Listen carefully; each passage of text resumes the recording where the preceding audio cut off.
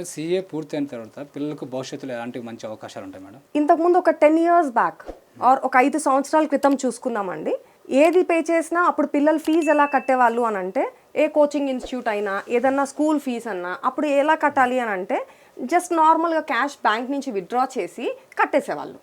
ఇప్పుడు ఎలా ఉందండి, ఏది కట్టాలన్నా ఏది పే చేయాలన్నా చివరికి ఒక 20 రూపీస్ పెట్టి దేవుడికి పూలు కొనాలన్నా, సో ఎవ్రీ వన్ అందరూ కూడా they are using Paytm. Digitalise అయిపోయింది, అన్ని ట్రాన్సాక్షన్స్ త్రూ బ్యాంక్ అవుతున్నాయి. సో ఏం జరుగుతుంది అని అంటే మనం చేసే ప్రతి ట్రాన్సాక్షన్ కూడా ట్రాక్ చేస్తున్నారు. అండ్ ఇన్కమ్ ట్యాక్స్ డిపార్ట్మెంట్ వాళ్ళు చాలా క్లియర్గా ఉన్నారు. అండ్ వాళ్ళు ఒక కొత్త వెబ్సైట్ కూడా లాంచ్ చేసేసారు. అండ్ అన్నీ మనం చేసే ట్రాన్సాక్షన్స్, మనకి ఎంత ఇన్కమ్ వస్తుంది, మనం ఎలా ఖర్చు పెడుతున్నాము, ఎక్కడి నుంచి ఇన్కమ్ వస్తుంది, అన్నీ కూడా ట్రాక్ చేస్తున్నారు.